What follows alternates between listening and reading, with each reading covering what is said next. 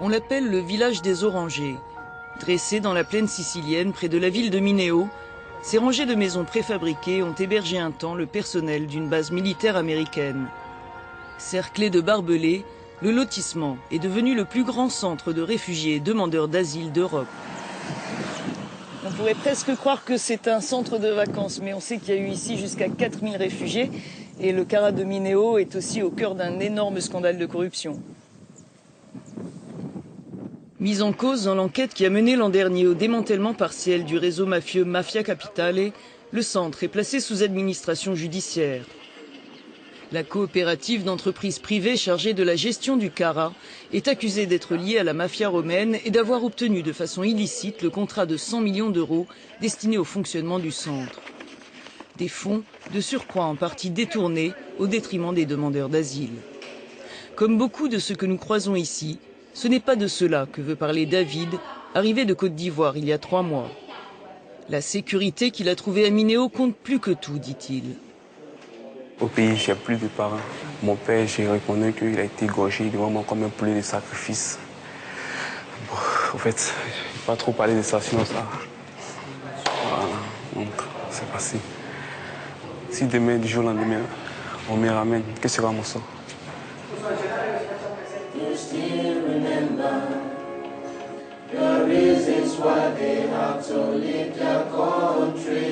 Nombre de résidents attendent pendant des mois et parfois 2 à 3 ans avant que l'on statue sur leur demande d'asile. C'est cela le plus dur, disent-ils. Peu veulent parler des dysfonctionnements du centre par peur d'être expulsés, mais quelques langues se délient.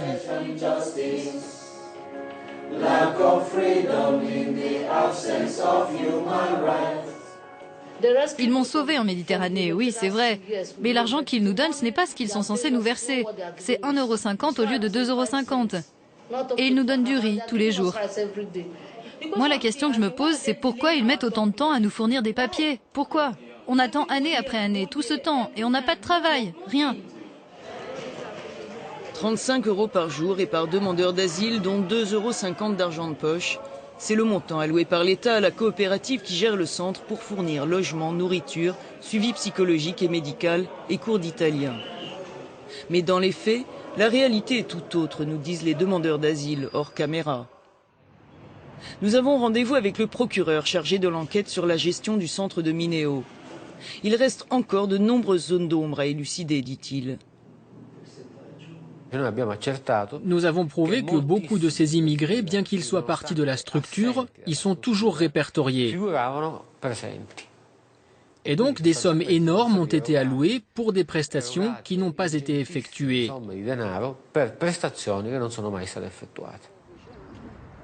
Les escroqueries révélées par le scandale Mafia Capitale ne seraient que le sommet de l'iceberg.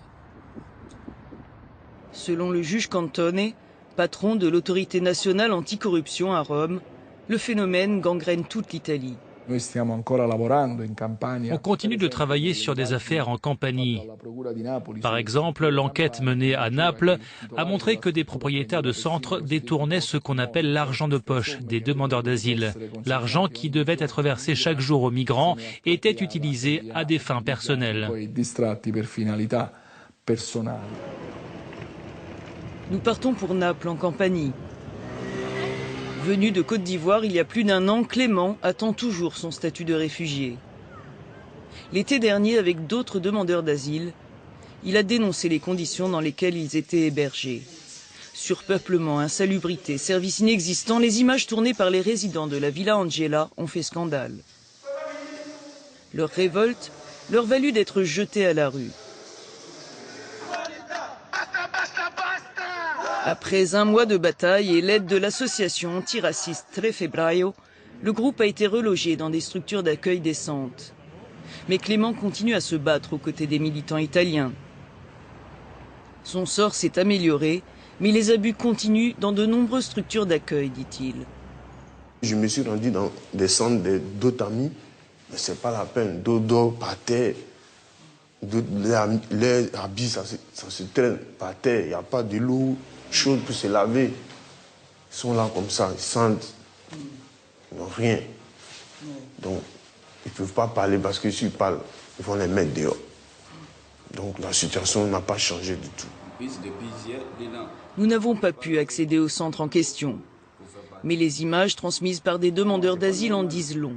Une structure, on vous paye de l'argent, 3 mois, vous ne payez pas votre facture d'eau et on vient couper l'eau, voilà. Ouais. Il n'y a même pas de draps sur les lits. Là, c'est ça là qui nous moque ici là. C'est bête qu'ils ont fait ça. Vous voyez ça ici, ça c'est normal. Les militants de l'association antiraciste Tre Febbraio nous emmènent non loin de Naples dans une zone touristique à l'abandon connue pour la forte présence de la Camorra. Sur des kilomètres, des hôtels délabrés. Au fil des années, avec la forte présence de la criminalité et toute la dégradation, ces hôtels ont été peu à peu abandonnés et beaucoup de propriétaires ont décidé de convertir ces structures en centres d'accueil. Nombre d'abus ont été dénoncés et plusieurs de ces établissements fermés. Mais la zone concentre toujours la plus forte présence de demandeurs d'asile de la région. Ce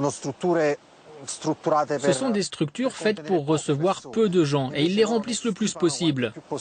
Et plus ils les remplissent, plus ils gagnent de l'argent.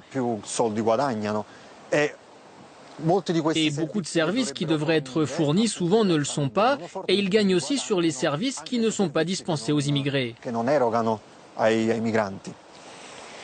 On va essayer maintenant de rentrer dans l'un de ces centres d'accueil, mais ça ne sera sûrement pas évident.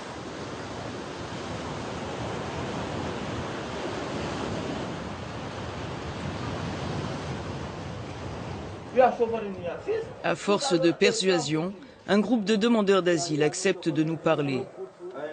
Ils veulent nous faire entrer dans leur hôtel. Mais le gérant s'y oppose et nous renvoie vers l'entreprise qui a fait appel à lui. Nous, on les loge, on les nourrit, on leur donne ce qu'on peut leur donner. C'est pas une question économique, parce que c'est pas mon problème. Il faut poser la question à la société qui les a amenés. Moi, je le fais seulement pour les aider. Je l'ai fait parce que je voulais le faire. Stop. Ces pensionnaires sont à bout. L'attente d'une réponse à leur demande d'asile est interminable.